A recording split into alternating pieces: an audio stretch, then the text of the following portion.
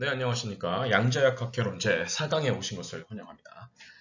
이번 주부터는 양자역학에서 우리가 배웠던 해밀토니안 오퍼레이터, 특히 포지션 오퍼레이터나 모멘텀 오퍼레이터 등으로 이루어질 수 있는 그런 오퍼레이터들을 활용해서 양자역학에서 다룰 수 있는 다양한 문제들에 대해서 몇몇 중요한 예시들을 한번 알아보는 시간을 갖도록 하겠습니다.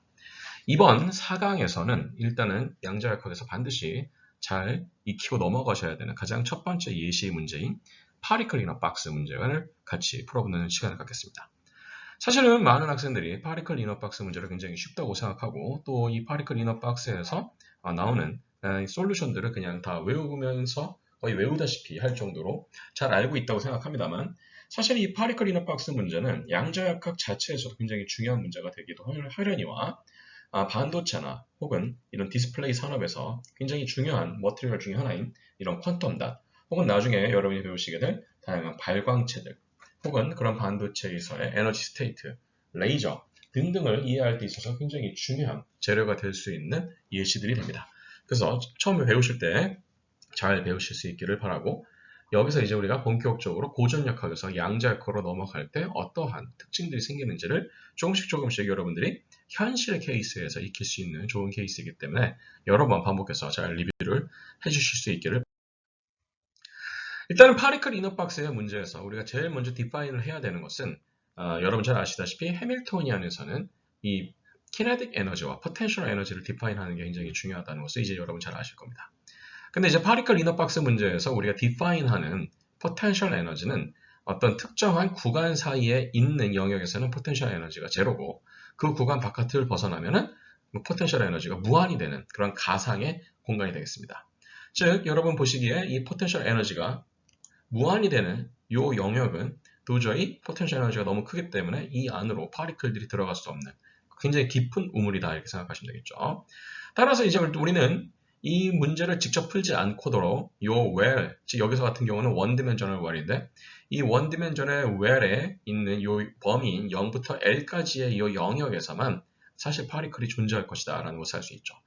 우리가 이제 몇 주 후에 배우게 될 것은 이 베리어가 이제 infinite가 아니고 finite한 경우, 즉 무한이 아니고 어느 정도의 값이 있는 그런 상황에서 또 어떻게 될 것이냐 이걸 나중에 배우게 되겠습니다만 지금 이러한 문제에서는 파리클 이너박스 문제에서는 포텐셜이 무한이 되는 경우에 대해서만 우리가 논의를 한다라는 것을 여러분이 익히실 수 있으면 좋을 것 같습니다.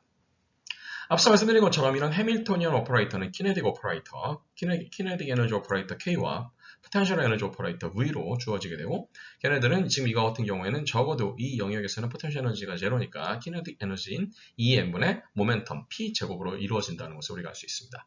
우리는 이것을 이제 양자역학으로 다시 바꾸기를 원합니다. 왜냐하면 이제 이 안에서 웨이브가 갇혀 있으면 어떻게 될 것이냐, 웨이브-라이크한 프로퍼티를 가지고 있는 스테이트를 기술하기 위해서는 어떻게 할 것이냐를 우리가 다뤄야 되기 때문에 이 클래시컬 해밀토니안 오퍼레이터를 양자역학적인 퀀텀 미케니컬 해밀토니안 오퍼레이터로 바꿔줄 겁니다. 그때 이제 우리가 디파인을 해야 되는 컨주게이트 베리어블이 바로 이 포지션, 그러니까 이 위치 오퍼레이터와 운동량 오퍼레이터 X와 P가 되겠습니다. 고전역학에서는 이걸 각자 그냥 스칼라로 우리가 보죠. 그냥 X가 있고 P가 있다 이렇게 보면 되지만 양자역학에서는 이런 오퍼레이터들은 다 어딘가에 어떤 이 스테이트에 작용하는 오퍼레이터가 되는 그런 개념으로 여러분이 받아들이시는 것이 굉장히 중요합니다. 물론 이런 양자역학적인 오퍼레이터에서도 마찬가지로 포지션 오퍼레이터는 바로 이런 포지션, 특정 파리클의 포지션을 이제 산출물로 뱉어내는 그런 오퍼레이터가 되는 거고 양자역학에서 말하는 모멘텀 오퍼레이터는 여기서는 이번에는 그레디언트가 걸리면서 여기 앞에 마이너스 IH가 나오는 오퍼레이터가 바로 모멘텀 오퍼레이터가 된다는 거죠. 여러분 전에 지난 3주 시간대, 3강 시간대 여러분이 굉장히 잘 익히셨어야 되는 내용 중에 하나가 바로 이런 퀀타이제이션, 특히 커뮤테이터의 개념이었는데 예를 들어서 이 포지션 오퍼레이터와 그 다음에 이 모멘텀 오퍼레이터는 상호 교환이 안 되죠. 이 커뮤테이터에서 교환이 안 된다는 것은 이 커뮤테이터를 계산한 결과가 0이 아니라는 뜻입니다. 특히 first quantization에서는 이 값이 IH 하바로 나왔던 것을 여러분 기억하실 겁니다. 그래서 여러분 다시 복습 삼아서 보시면은 이 X 오퍼레이터, P 오퍼레이터와 P 오퍼레이터, X 오퍼레이터의 위치를 바꿔서 두 가지의 차이를 계산해 보시면 I 하바 H F가 나오기 때문에 결국 이 커뮤테이터 오퍼레이터는 I 하바를 만들어내는 first quantization 오퍼레이터가 된다는 것을 여러분 다시 한번 체크를 하고 넘어가시면 좋을 것 같습니다. 자, 이제는 우리가 이제 퀀텀 미케니컬한 해밀토니안 오퍼레이터를 한번 다뤄보겠습니다. 이 퀀텀 미케니컬의 해밀토니언 오퍼레이터에서는 마찬가지로 우리는 지금 키네틱 에너지만 고민하면 되는데 이제 이 모멘텀 대신에 모멘텀 오퍼레이터의 제곱이 들어가고 모멘텀 오퍼레이터의 제곱은 I 하바가 있었으니까 제곱하면 마이너스 하바 제곱이 나오겠죠. 그리고 이렇게 라플라시안이 나올 겁니다. 원디멘전에서는 이게 d제곱, dx제곱만 쓰면 되겠죠.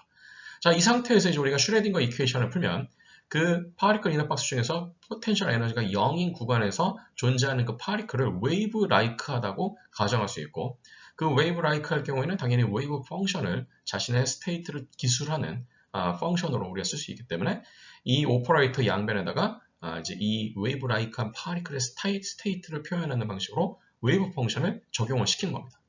그랬을 때 그것에 대한 아이겐 펑션, 아이겐 밸류 릴레이션십에서 나오는 이 아이겐 밸류 E가 바로 그 파리클이 특정한 포텐셜 안에서 가질 수 있는 허용이 되는 에너지라고 볼 수가 있겠습니다. 근데 말씀드렸다시피 그 구간의 왼쪽과 오른쪽에서는 포텐셜 에너지가 무한이 된다고 그랬기 때문에 아무리 얘네들이 웨이브라 그러더라도 결국은 포텐셜이 무한인 영역으로 넘어갈 수는 없겠죠. 그래서 바운더리 컨디션이 이렇게 디리클레 컨디션으로 주어지게 됩니다.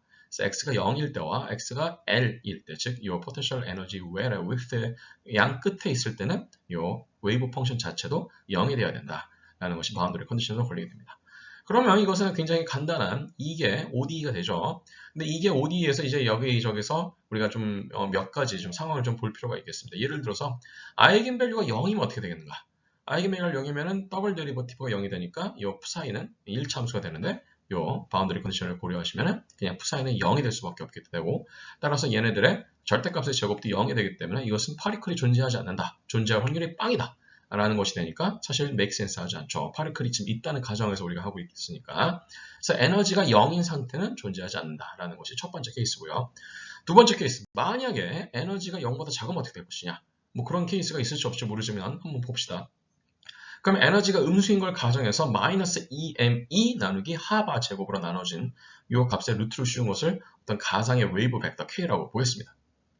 그럼 이것을 이용하면은 이 방정식을 풀면 이렇게 익스포넨셜 함수의 리니어 커뮤니케이션으로 주어지게 되는데 마찬가지로 x가 0일 때와 x가 l일 때의 바운더리 컨디션을 이용하게 되면 일단 이 b 부분은 빠져야 되고 그 다음에 0일 때와 l일 때 동시에 0이 되어야 되기 때문에 a도 0이 되기 때문에 여기 있는 경우에도 이 웨이브 펑션 값은 0이 되고 따라서 걔들의 절대값의 제곱도 0이 되기 때문에 이것도 역시 파리클이 존재하지 않는다는 뜻이 되므로 make sense 하지 않죠. 남는 경우는 그럼 뭐밖에 없냐면은 주어진 허용이 된 에너지는 반드시 양수여야 된다라는 조건이 일단 살아나겠고요. 그럼 그 양수에 해당하는 웨이브 벡터 k를 우리가 볼 수 있고 이런 경우에 대해서는 이제 우리가 사인 함수와 코사인 함수로 이렇게 리니어 커뮤니케이션으로 구할 수 있는데 마찬가지로 바운더리 컨디션을 고려하게 되면 코사인 부분은 사라져야 되고 남는 것은 사인 부분만 남게 되고 이때 이 k가 만족해야 되는 조건이 이렇게 이 웰의 사이즈에 의해서 주어지는 퀀타이제이션 조건이 이제 비로소 드러나게 됩니다. 자, 그래서 여기서 나와 있는 k 값은 l분의 l파이가 되니까 결국 요 k와 요 k가 같으니까 허용이 되는 에너지는 결국은 이 k 값에서 허용되는 퀀타이제이션에 의해서 같이 에너지도 퀀타이제이션 된다라는 것을 알 수 있는 거죠. 왜냐하면 여기서 n은 플러스 마이너스 1, 플러스 마이너스 2 같은 정수이기 때문에 그렇습니다. n이 0인 경우는 우리가 이미 2가 0인 경우에 해당하기 때문에 말이 되지 않는다고 했기 때문에 우리는 이제 n이 0인 경우를 제외한 모든 정수들이 바로 이런 퀀타이제이션을 일으키는 일종의 퀀텀 넘버다라고 볼 수가 있겠습니다. 자, 그래서 종합해보면은 에너지가 0보다 큰 것들만 일단은 허용이 되는데 이런 원디멘저널 파리클 이너 박스 문제에서는 그때 허용이 되는 에너지 그걸 이제 우리가 아이겐 밸류라고 부르기로 했죠. 그때의 에너지를 이 두 가지 관계식을 통해서 계산해 보시면 분모는 EML 제곱이 되고 분자는 하바 제곱, 파이 제곱, L 제곱이 되는데 N 제곱이 되는데 이 N을 우리가 퀀텀 넘버라고 부르기로 했고요. 따라서 보시면 알겠지만 n은 컨티뉴어스 하지 않죠. n은 지금 보다시피 플러스 마이너스 1, 플러스 마이너스 2, 플러스 마이너스 3처럼 띄엄띄엄 존재하기 때문에 더군다나 제곱까지 돼버리면 여기 이제 1 아니면 9 아니면 16 이런 값들이 나오겠죠. 맞죠? 1, 4, 9, 16 이런 값들이 나올 테니까 결국 컨티뉴어스 하지 않다.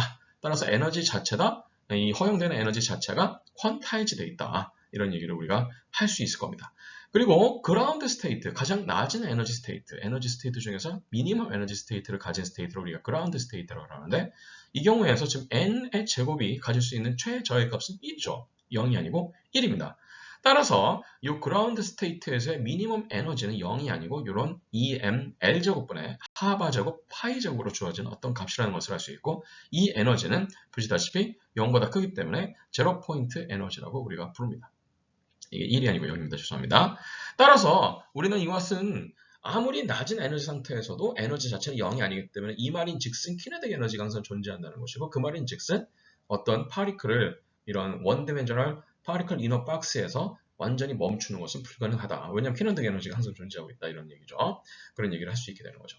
어쨌든 간에 그라운드 스테이트가 0이 아니고 이렇게 특정한 어떤 미니멀 밸류를 갖는다는 것도 이런 파리클 이너 박스 문제에서 흥미롭게 여러분이 잘 보셔야 되는 그런 특징 중에 자, 그러면은 이제 파리클이 이 파리클 이너 박스의 외래 있을 확률을 우리가 계산해 보겠습니다. 이제 본의 approximation에 따라서 웨이브 펑션으로 디스크라이브 되는 파리클 혹은 이런 피지컬 엔티티의 확률은 이들의 웨이브 펑션의 이제 제곱이죠. 제곱인데 이제 절대값의 제곱으로 주어진다는 것을 말씀을 드렸고요. 그 절대값의 제곱을 우리에게 주어진 정의역, 여기서는 0부터 L까지의 범위죠. 이 정의역 안에서 적분을 한 값이 이 파리클이 이 정의역 안에 있을 확률을 우리가 말한다고 얘기를 했습니다.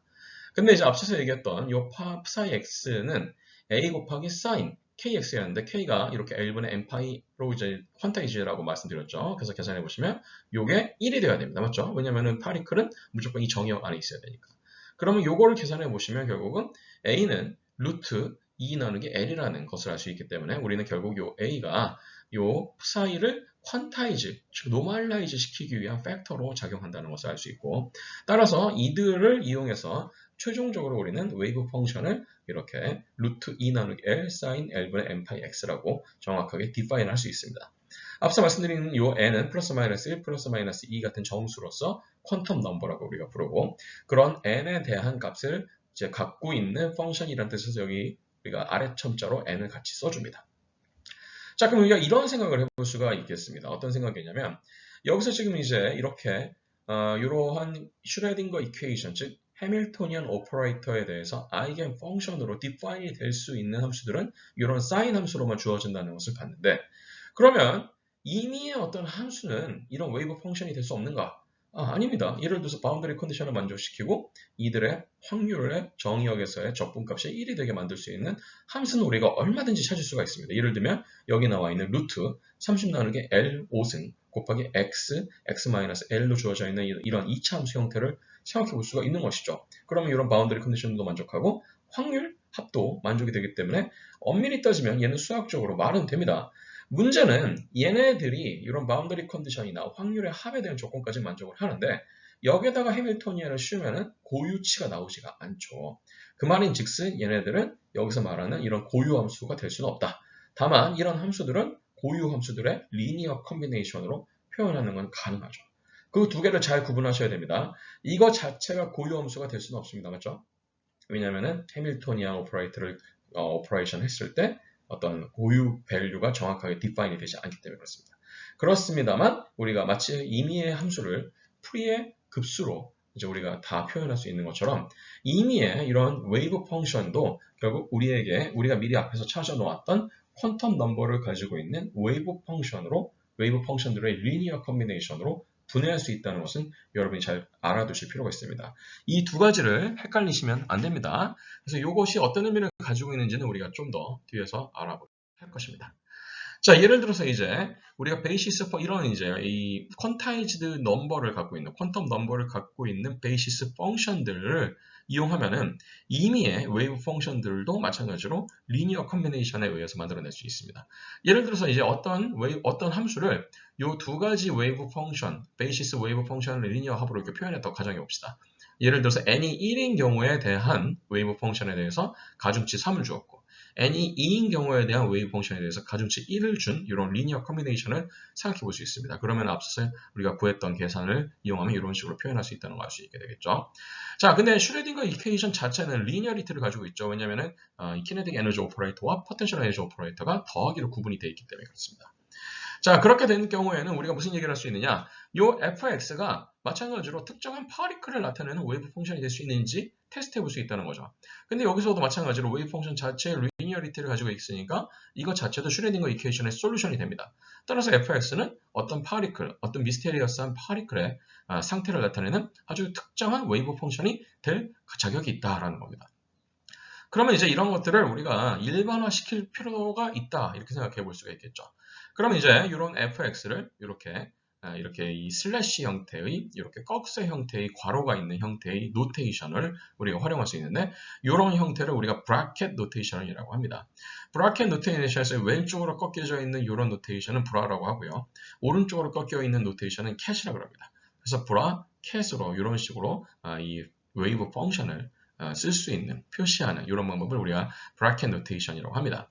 그래서 앞서 말씀드린 것처럼 이런 fx를 임의의 이 베이시스 웨이브 펑션들의 리니어 합으로 표현하게 된다면 브라켓 노테이션의 상에서는 이렇게 되겠죠. 여기서 말하는 요 cat 노테이션에서 n으로 들어가 있는 것은 요 파이 n을 의미하는 겁니다. 자, 이제 퀀텀 넘버 n을 가지고 있는 베이시스 펑션 psi를 이렇게 cat 노테이션 n을 써서 표현을 하고 걔네들을 리니어 컨비네이션을 쓴다는 뜻에서 여기 시그마가 들어가 있고 걔네들의 가중치는 cn으로 지금 주어져 있는 상황으로 이렇게 임의의 웨이브 펑션을 표시할 수 있다라고 쓴 게 바로 요 지금 부분입니다.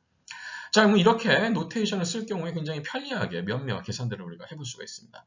예를 들어서 얘네들이 이제 일종의 psi n들은 다 베이시스 펑션이 된다고 그랬고 베이시스 펑션이 된다는 것은 얘네들이 아이겐 펑션이 된다는 건데 아이겐 펑션들의 특징은 마치 아이겐 벡터처럼 서로 내적을 했을 경우에는 어떻습니까? 서로 같지 않은 경우에는 얘네들이 다 0이 되죠. 즉 우리가 크로네커 델타 펑션을 쓸 수 있다는 개념이 됩니다.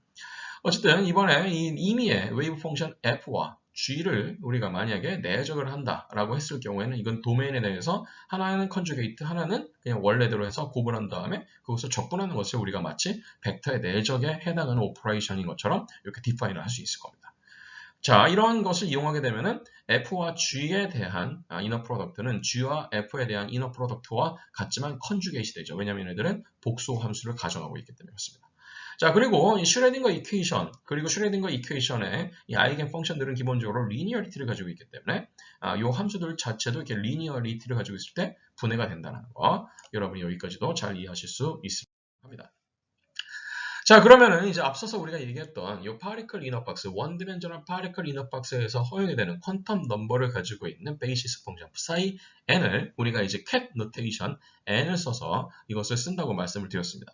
자, 그러면은 정말로 이 베이시스 펑션들은 마치 이 벡터의 이너 프로덕트, 즉 내적을 하는 것 같은 그런 크로네커 델타 관계식을 갖는가 테스트해 봅시다. 예를 들어서 퀀텀 넘버 n1을 갖고 있는 이 베이시스 펑션과 퀀텀 넘버 n2를 갖고 있는 베이시스 펑션의 이너 프로덕트를 하면 이런 식의 적분을 계산해 보실 수 있을 거고 여러분이 간단히 테스트해 보시면 얘네들은 n1과 n2가 같을 때만 1이 되고 그렇지 않은 경우에는 0이 되는 orthonormality를 가지고 있는 베이시스 펑션들의 이너 프로덕트다라는 것을 여러분이 금방 발견하실 수 있습니다.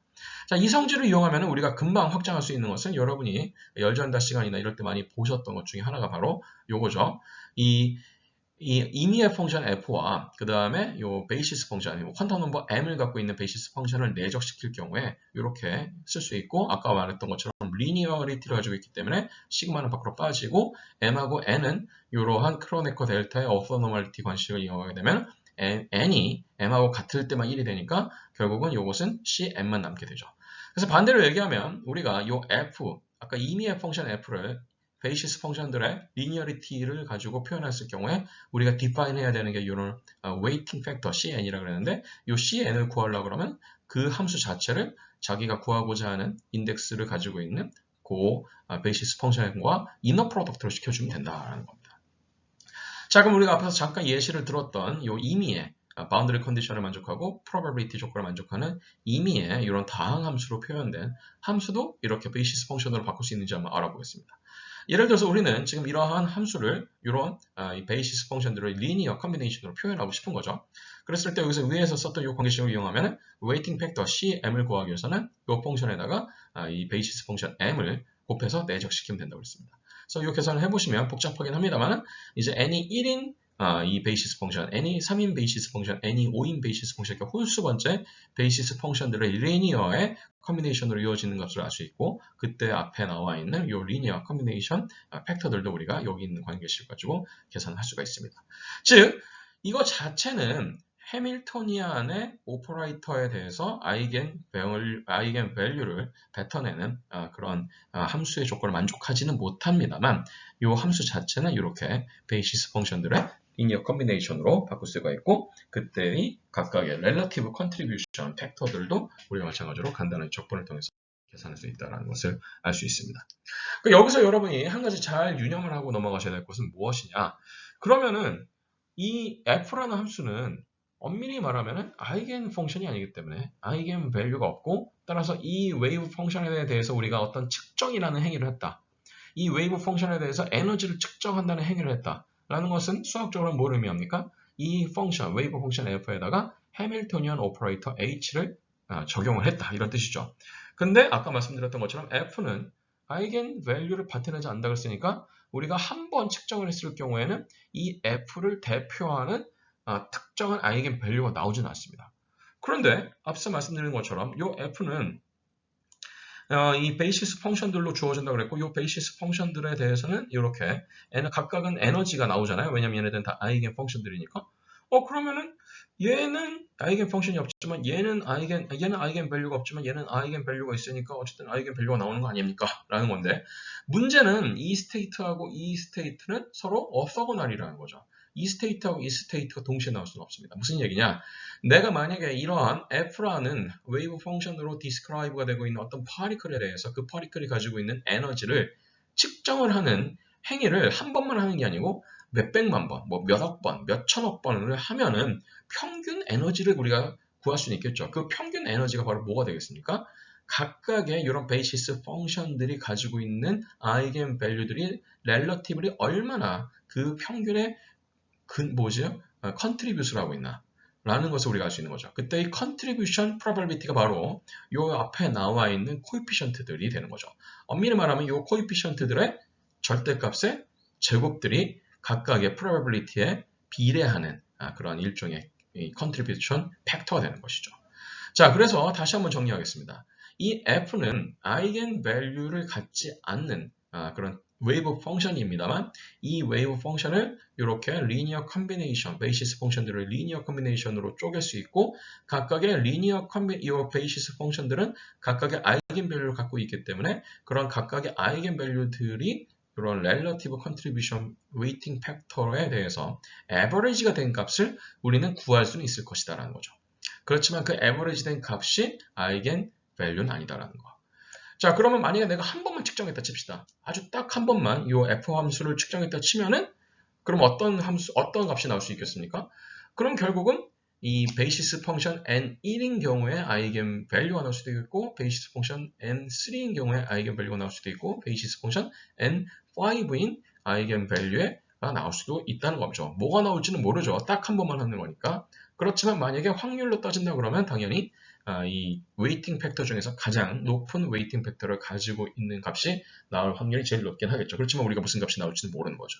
그래서 여기서 말하는 기대값이라는 것은 이런 여러 번 리피테이션, 측정을 한 값들의 에버리지 값이다 라고 이해를 하는 것이 중요한 이해의 지름길이 되겠습니다. 지금 이제 우리가 이 에너지를 그러면 이제 어떻게 측정할 것인지 얘기를 좀 해보고 있습니다. 일반적으로 지금 이제 우리가 어떤 웨이브 펑션 f를 이런 베이시스 펑션 n을, 더 정확히 하게 푸사이 n이죠. 퀀텀 넘버 n을 갖고 있는 푸사이 n을 가지고서 리니어 컨비네이션을 했을 때 이 함수의, 이 웨이브 펑션의 에너지를 우리가 만약에 측정하고 싶다라고 할 때, 그러면 그 에너지가 아까 얘기했던 것처럼 이 각각의 아이겐 펑션들의 에너지 중에 하나를 갖게 될 텐데, 그 중에서 만약에 요 n, 퀀텀 넘버 n을 가지고 있는 스테이트의 아이겐 밸류인 이 n을 가질 확률은 얼마냐? 그러면 전체 중에서 이 내적한 값이 기여하는 정도가 얼마나 되는지 계산하면 되겠죠. 사실 분모는 1이죠. 왜냐면 얘네들은 노멀라이즈가 되고 있다고 가정하고 있으니까. 결국은 그 다음에 이건 막스 보른의 어프록시메이션에 따라서 요 기대값을 계산을 하기 위해서는 얘네들의 probability는 내적값의 절대값의 제곱에 비례한다는 것을 우리가 알고 있으니까, 결국은 여러분이 계산하셔야 될 것은 내가 이 특정한 퀀텀 넘버 n을 갖고 있는 아이겐 스테이트에서 볼 수 있는 아이겐 밸류가 실제로 이 펑션의 아이겐 밸류, 측정 값으로 나올 확률은 결국은 이 n과 f를 내적한 값의 절대값의 제곱이 된다라는 것을 알 수 있는 것이죠. 자, 이 개념을 그대로 한번 이용해 보겠습니다. 따라서 이 measured 에너지의 평균값, 여기서 꺽쇠를 썼습니다. 평균값은 이 n번째 아이겐 밸류가 얼만큼 나올 확률이 있는가. 근데 이 확률은 요거에 비례한다고 그랬고, 집어넣고 얘네는 상수니까 밖으로 빼고 그 다음에 요거 절대값은 이렇게 컨주게이션 밸류로 바꿀 수 있고, 그리고 나와서 여기서 보시면 알겠지만 얘는 컨주게이션 시키면 얘하고 얘하고 자리를 바꾸겠죠. f하고 n이 되고, 그 다음에 en, nf가 되는데 n하고 f로 내적한 값은 우리가 앞서서 얘기한 것처럼 cn이라고 얘기를 했죠. 그리고 나서 그렇게 되면은 이제 요 2하고 보시면 알겠지만 2를 뱉어내는 것은 사실 요 n에 대해서는 해밀턴 오퍼레이터를 적용한 것이 이 n을 뱉어낸다고 그랬으니까 cn 그 다음에 f 그 다음에 n 대신에 여기 해밀토니언 오퍼레이터를 적용한 값이라고 바꿔도 될 겁니다. 그 다음 해밀토니언 오퍼레이터는 리니어리티가 있기 때문에 이 리니어리티와 해밀토니언 오퍼레이터를 자리로 바꿔도 상관이 없습니다. 이렇게 쓸 수가 있겠죠. 그리고 나면은 얘네들은 뭐가 됩니까? 이거 자체는 f가 됐잖아요. 그래서 이거는 f에 대해서 해밀토니언 오퍼레이터한 결과가 되는 것이고, 얘네들은 우리가 로멀라이전 팩터가 다 1이었다고 한다면 그냥 얘는 f와 f에 대해서 해밀토니언 오퍼레이터한 것들의 내적값이 되고, 이것은 우리가 노테이션 상으로는 f, f, h 형태로 이런 식의 이 브라켓 노테이션 형태로 쓸 수가 있습니다. 따라서 이미의 어떤 웨이브 펑션 f의 이 measured 에너지들의 average value를 구하기 위해서는 이 f 자체를 이용해서 내적을 시키는데, 하나는 해밀토니언 오퍼레이터를 한 f와 하나는 컨주게이션 한 f의 내적값을 구하는 것이 바로 그 f가 가질 수 있는 에너지들의 평균값이 된다라는 굉장히 재미있는 를 발견할 수 있는 겁니다. 그럼 앞서서 우리가 잠깐 알아봤었던 이런 이차함수 형태의 웨이브 펑션들에 대해서도 이게 워킹을 하는 점을 알아보겠습니다. 앞서 얘기했던 이 웨이브 펑션, 이차함수 웨이브 펑션은 이 홀수의 퀀텀 넘버를 가지고 있는 베이시스 펑션들을 리니어리티로 이렇게 표현이 된다고 말씀을 드렸고요. 이것은 이제 우리가 앞서서 얘기했던 이 함수의 expected 혹은 averaged 에너지를 구하기 위해서 내적을 하면 이런 값이 나옵니다. 근데 이 값은 진짜 뭐가 되냐면 요 스테이트에서 허용이 되는 에너지, 요 스테이트에서 허용되는 에너지, 그 다음에 여기 쓰지는 않았습니다만 n이 5인 경우에 허용되는 스테이트에서 에너지들이 각각 기여할 확률들의 이런 합으로 주어지게 되는 거죠. 그렇죠? 그래서 여러분 다 계산해 보시면 요 값은 요 값이랑 같다는 것을 여러분이 증명할 수 있습니다. 자, 그래서 요것은 결국은 뭐냐? 네, 이런 arbitrary하게 우리가 define한 wave 펑션에서 그 wave 펑션의 기대값을 구할 때는 결국 이런 기대값에 대한 오퍼레이션을 우리가 쓸 수 있다. 그리고 그 오퍼레이션에서 나온 값을 어떻게 해석하느냐? 결국은 각각에서 이 각각의 리니어 컨비네이션에 들어갔던 베이시스 펑션들이 갖고 있는 아이겐 밸류, 즉 고유 에너지죠. 그 에너지 밸류들이 이제 적절한 probability를 가중치를 곱해서 만들어낸 리니어 컨비네이션이다. 그리고 그 probability는 각각의 이런 외적 값에서 나오는 이 밸류의 절대값의 제곱이 된다는 것을 우리가 정리합니다. 자, 지금까지 이제 에너지에 대한 내용을 얘기를 많이 했고요. 에너지뿐만 아니고 예를 들어서 이제 포지션이나 모멘텀에 대해서도 우리가 이제 동일하게 이런 리니어 베이시스 펑션들에 대해서 어떤 관계식을 갖는지를 한번 간단하게 알아볼 수 있을 겁니다. 예를 들어서 이 파리클의 포지션을 우리가 디파인 하고 싶은데 이 평균 포지션은 어디쯤 있을 것인지는 우리가 금방 예상할 수 있습니다만 이 포지션의 스탠다드 데비에이션, 즉 표준 편차가 어디쯤 있을 것인지는 좀 계산을 해봐야 됩니다. 자, 그래서 우리가 이 표준 편차를 계산하기 위해서 먼저 분산을 계산할 텐데, 분산에 대해서는 여러분 잘 아시는 것처럼 x의 제곱의 평균의 제곱을 한 차이가 베어리언스가 된다는 것을 여러분이 잘 알고 있습니다. 자, 그럼 예를 들어서 n은 1이라는 퀀텀 넘버를 가지고 있는 베이시스 펑션을 기준으로 이 베이시스 펑션에서 나타내지는 파리클들의 위치의 베어리언스를 한번 계산해 보겠습니다. 그러기 위해서는 이 x제곱과 x제곱을 구해야 되니까 x제곱에 대한 오퍼레이션을 해보면 요거의 평균값이 이렇게 x제곱, 그 다음에 양쪽에 이 스테이트 넣고 그 적분을 해보시면 6분의 l제곱 곱하기 2 빼기 파이 제곱분의 3이라는 값이 나옵니다. 그리고 x의 평균은 뭐 우리가 흔히 당연히 여러분이 예상할 수 있겠지만 딱 중앙에 있겠죠. 2분의 l이 될 겁니다. 따라서 베어리언스는 요거에서 요거의 제곱을 빼면 되겠죠. 이렇게 계산해보시면 12분의 l제곱 곱하기 1 마이너스 파이 제곱분의 6이 나옵니다. 자, 이것이 이제 우리가 지금 봤던 어떤 파리클의 포지션에서의 베어리언스, 분산이 나오겠습니다. 자, 이제 포지션을 구했으니까 운동량을 구해야 되겠죠. 자, 모멘텀을 구하기 위해서는 모멘텀 오퍼레이터를 쓰면 되겠습니다. 마찬가지로 n1이라는 퀀텀 넘버로 리프레젠트 되는 이런 스테이트를 우리 가지고서 한번 해보겠습니다. 일단은 요 모멘텀 제곱 오퍼레이터를 해보시면 모멘텀 제곱은 그냥 다름 아닌 해밀토니언 오퍼레이터의 2m배죠. 왜냐면 해밀토니언 오퍼레이터는 2m분의 p제곱이니까. 그럼 2m은 상수니까 밖으로 빠져나가면 n1, hn1이 되니까 이거는 h1에 대한 에너지가 나올 것이고 에너지를 밖으로 빼면 될 테니까 2m 이 n은 에너지는 원래 EM L제곱분의 H 하바제곱 곱하기 파이제곱인데 여기 EM 있으니까 EM 약분돼서 L제곱분의 하바제곱 파이제곱이 나왔습니다. 자, 그리고 이제 모멘텀에 대한 에버리지가 뭐가 될 것인가 생각해보면 여러분 그냥 상식적으로 생각해봐도 모멘텀에 대한 에버리지 0이 돼야 되겠죠. 왜냐하면 모멘텀은 컨서브 돼야 되니까. 정말 그런지 알아보고 싶으시면 계산해 보시면 됩니다. N1, N1이고 이제 P는 이제 마이너스 I 하바였고 그 다음에 얘네들의 요 데리버티브가 들어왔으니까 계산해 보시면 하나는 사인 하나는 코사인 나오니까 이건 보나마나 뭐가 됩니까? 0이 됩니다. 그래서 실제로 이 모멘텀의 평균값은 0이 됩니다. 따라서 얘에서 얘의 저거를 빼면 그러니까 얘만 남으니까 얘만 쓸 수 있게 되겠죠. 따라서 이제 우리는 포지션의 베어리언스와 모멘텀의 베어리언스 어떤 함수? 요 n은 1이라는 퀀텀 넘버로 리프레젠트 되는 이런 웨이브 펑션, 베이시스 웨이브 펑션에 대한 두 가지 배우고 있습니다. 자, 그래서 이제 포지션과 모멘텀의 그럼 스탠다드 데비에이션을 여기다 루트만 씌우면 되겠죠. 그러면 이제 루트를 씌운 값들을 곱해 보겠습니다. 곱해서 정말로 이 하이젠버그가 주창했던 uncertain primitive, 그러니까 불확정성의 원리가 정말 작동하는지 보겠습니다. 자, 일단은 이 포지션 오퍼레이터에서 얻은 이 스탠더드 데비에이션 요 값이 나왔고요. 모멘텀의 스탠더드 데비에이션 요게 나왔습니다. 요거하고 요거를 곱하면서 계산해 보시면 요 값은 2분의 하바보다 큽니다. 실제로. 그래서 여기서 다시 한번 uncertainty principle이 컨펌이 됐다는 것을 우리가 확인해 볼 수가 있습니다.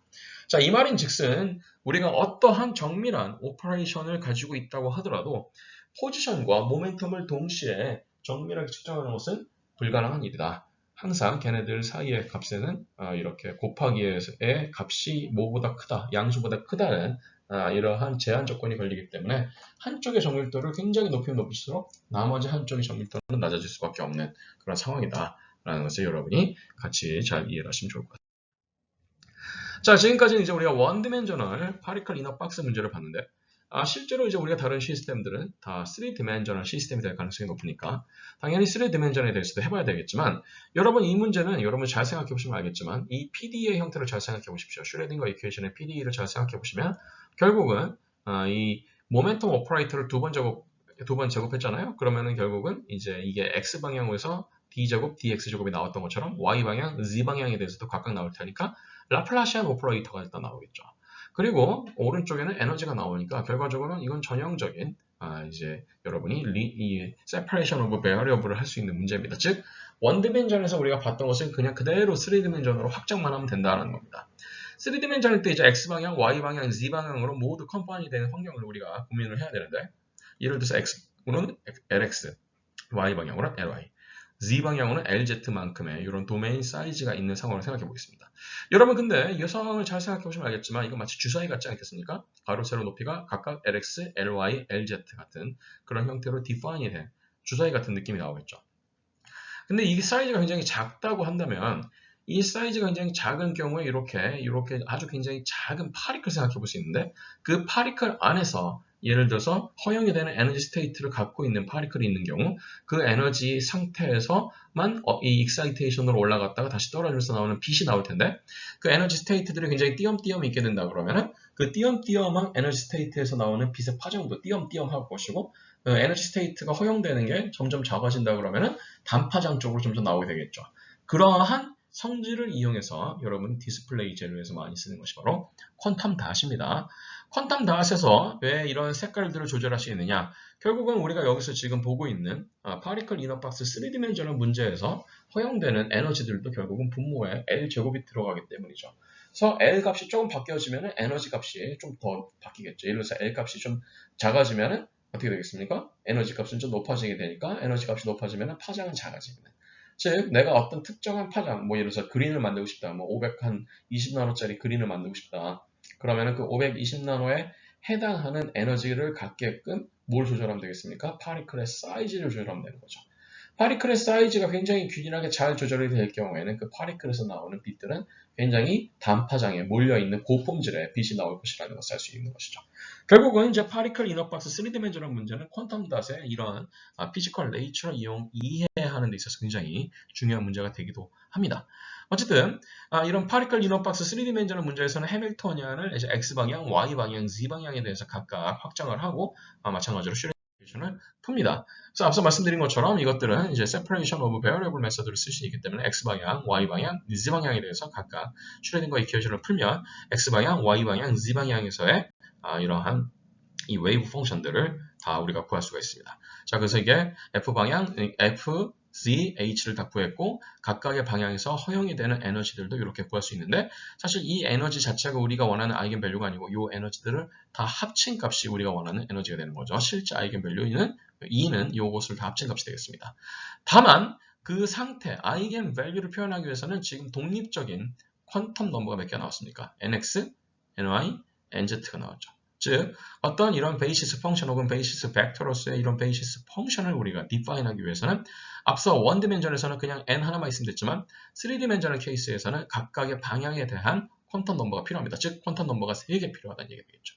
그럼 여러분 이제 퀀텀 넘버가 이렇게 복수로 주어지는 경우에 대해서 여러분이 이제 조금씩 익숙해지셔야 됩니다. 왜냐하면 우리가 나중에 수소 원자, 즉 하이드로젠 애tom을 설명하기 위해서 굉장히 다양한 퀀텀 넘버들이 필요하기 때문에 그렇습니다. 왜냐하면 우리가 이제 운동량을 이제 단순히 이러한 선형 운동량뿐만 아니고 각 운동량, 스핀 운동량 등등의 다양한 운동량들을 각각 퀀타이제이션 해야 되기 때문에 그렇습니다.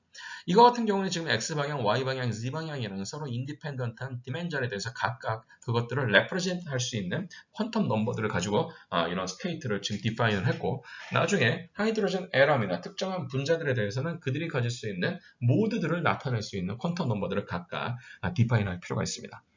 어쨌든 이 베이시스 펑션들은 각각의 이 separation of variable을 이용하게 되면은 이 세 가지 웨이브 펑션들을 곱한 값이 되겠죠. 그래서 이렇게 디파인이 될 거고 마찬가지로 우리가 브라켓 노테이션을 쓰게 되면은 이미의 웨이브 펑션은 이렇게 퀀텀 넘버 3개로 나타내지는 베이시스 웨이브 펑션의 그다음에 앞에 이 컨트리뷰션 팩터가 나오는 그 다음에 컨트리뷰션 팩터 자체는 이런 식으로 쓸 수 있는 형태로 주어진다는 것을 우리가 이해할 수 있습니다. 자, 그래서 이제 우리가 지금까지 봤던 것은 타임 인디펜던트한 슈레딩거 이퀘이션을 파리클 이너 박스에서 풀었고요. 이제 우리가 이 3강에서 배웠던 것은 이 슈레딩거 이퀘이션이 두 가지 형태로 쓸 수 있다고 배웠는데 하나가 지금까지 우리가 봤던 이 타임 인디펜던트한 슈레딩거 이퀘이션이었고 또 하나가 타임 디펜던트한 형태로 주어지는 슈레딩거 이퀘이션이었습니다. 타임 디펜던트한 형태로 주어지게 되는 경우에는 타임 디펜던트 오퍼레이터, 즉 타임에 디펜던트한 데리버티브 텀이 들어가는 형태가 나오고 그게 바로 해밀턴 오퍼레이터하고 연결이 된다고 말씀드렸습니다. 왜냐하면 웨이브 펑션 자체에서 나올 수 있는 그런 오퍼레이션 관계이기 때문에 그랬던 거죠. 자, 마찬가지로 그래서 이제 우리가 봐야 될 것은 이 타임 디펜던트한 슈레딩거 이퀘이션에서부터 시작을 하겠습니다. 자, 슈레딩거 이퀘이션에서 타임 디펜던트 슈레딩거 이퀘이션에서의 해밀턴 오퍼레이터는 이렇게 I 하바와 D, DT로 주어지는 오퍼레이터를 갖게 됩니다. 자, 마찬가지로 그럼 우리가 임의의 웨이브 펑션을 아까 말씀드렸던 것처럼 이렇게 베이시스 펑션의 리니어 컨비네이션으로 나타낼 수 있다고 그랬는데 여러분 잘 보시면 알겠지만 이 베이시스 펑션, 즉 psi n에는 오로지 공간에 대한 텀밖에 없습니다. 시간에 대한 정보는 하나도 없죠. 그러면 이 웨이브 펑션이 시간에 대한 디펜던스를 갖기 위해서는 누가 시간에 대해서 디펜던트 해야 되겠습니까? 그렇습니다. 이 컨트리뷰션 하고 있는 이 코에피션트 cn 자체가 시간에 대한 함수로 주어질 수밖에 없다라는 것을 우리가 이제 이해할 수 있을 겁니다. 자, 그러면 이제 우리가 타임 디펜던트한 웨이브 펑션 f를 이게 임의로 한번 정해 보겠습니다. 여기서 말하는 이제 m은 베이시스 펑션이고 여기서 나오는 이 cn이 이제 타임 디펜던트하게 되겠죠. 자, 이 상태에다가 이제 우리가 양변에다가 이 해밀토니언 오퍼레이터를 그대로 씌우겠습니다. 해밀토니언 오퍼레이터를 씌우면은 요 CNT가 나오고 AH 하바가 나오는데 하바에다가 M을 씌우면 그냥 아이겐밸류 EM이 나오죠, 맞죠? 그래서 이제 해밀토니언 오퍼레이터를 해서 나온 요 결과까지 나오고 그러면 CN은 CN끼리 모으고 아닌 건 아닌 것끼리 모으면 이렇게 CM에 대한 ODE를 얻을 수가 있습니다. 요 CM에 대한 ODE를 풀면 여러분 간단하죠. 그냥 익스포넨셜 함수가 나오고 그때 이제 t가 0일 때 값을 이제 이렇게 놓을 수 있는데 이걸 그냥 우리가 임의로 1라고 놔도 상관이 없습니다. 왜냐면은 이거 어쨌든 간에 나중에 노멀라이제이션 하면 되는 거기 때문에 그래서 여기를 일단 1에다가 놨겠고요.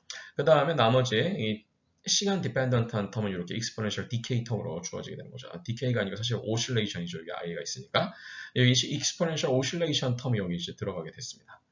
자, 그래서 타임 디펜던트한 웨이브 펑션은 요 C에서의 타임 디펜던스를 이용해서 익스포넨셜 마이너스 I 나누기 하바 그 다음에 요 아이겐밸류 EMT로 주어지는 요 코에피션트가 들어가는 형태로 주어진다.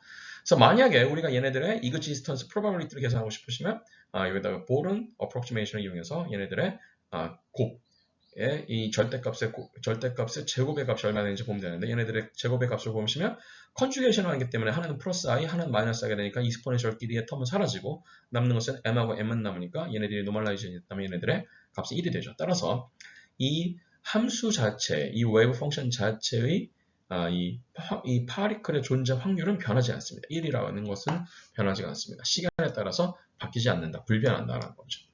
즉, 파리클이 어떤 시스템 안에 있을 확률은 이 시간 자체에 대해서는 의존하지 않는다라는 것을 우리가 알 수 있습니다. 자, 근데 재밌는 것은 바로 뭐냐? 예를 들어서 이제 여기서 나와 있는 이 타임 디펜던트 슈레딩거 이퀘이션을 풀 때 이제 얘네들의 리니어 컴비네이션이 그러면 주어져 있다고 쳤을 때 이 리니어 컴비네이션에서는 꼭 그렇지만은 않다는 겁니다. 예를 들어 보겠습니다. 예를 들어서 우리는 이런 개념을 한번 보겠습니다. 퀀텀 넘버가 1인 어떤 웨이브 펑션과 퀀텀 넘버가 2인 웨이브 펑션의 요 2대1 이런 웨이팅 팩터로 주어져 있는 리니어 컴비네이션을 한번 생각해 보겠습니다. 그런 함수를 우리가 psi라고 한번 생각해 보겠습니다. 자, 그러면은 n이 1인 경우에 이 베이시스 펑션은 원래는 여기 이제 sin L분의 파이 x가 나올 것이고 그 다음에 이 앞에 c 역할을 하고 있던 것 중에 하나가 바로 이 exponential 마이너스 i 나누기 하바 그 다음에 이 em 역할을 하고 있는 이 em이 나왔고 여기 t가 들어갔고 마찬가지로 n이 2인 경우에는 n제곱 대신에 이제 4가 들어갔죠. 이런 함수로 쓸 수가 있습니다. 자, 그러면은 얘의 존재 확률을 구하기 위해서는 얘네들의 절대값의 제곱을 구해야 되니까 얘하고 얘 자체의 컨주게이션의 곱을 정의하게 돼서 척분하면 될 겁니다. 그러면 얘끼리 나오면 4가 나오고 얘끼리 나오면 1이 나오는데 얘하고 얘를 컨주게이션을 곱하고 얘하고 얘를 또 컨주게이션해서 곱하면 하나는 마이너스 i, 하나는 플러스 i가 나오고 얘네들을 코사인, 사인으로 이제 분리를 해서 다시 합치면 얘네들은 그냥 2 코사인 2m l 제곱분의 3 하바 제곱 그 다음에 하바 제곱에서 하가 하나 없어졌죠. 그래서 하바, 그다음에 파이 제곱 t가 남았습니다. 그래서 얘는 시간이 디펜던트 하지 않고 얘는 시간이 디펜던트 하지 않고 얘도 시간이 디펜던트 하지 않고 얘도 시간이 디펜던트 하지 않은데 얘만 시간이 디펜던트 하죠. 따라서 요 이그지스턴스 프로바빌리티는 이제는 타임 디펜던스가 생겼습니다. 즉 컨스턴트 하지 않다는 것이죠. 자, 그래서 이런 웨이브 펑션의 리니어 컴바인드에서 만들어질 수 있는 이러한 이 웨이브 펑션의 이 시간 디펜던스는 컨스턴스가 아닐 수 있다. 즉 시간의 디펜던스가 있을 수 있다라는 것을 여러분이 유념을 해주시면 좋을 것 같습니다. 저희가 다음 시간에는 이제 마찬가지로 이 슈레딩거 이퀘이션을 이용해서 조금 더 다양한 이런 오퍼레이터와 시스템을 해석할 수 있는 케이스 몇 가지를 더 알아보도록 하겠습니다. 네, 저희는 제 5강에서 뵙도록 하겠습니다. 네, 지금까지 경청해 주셔서 대단히 감사합니다.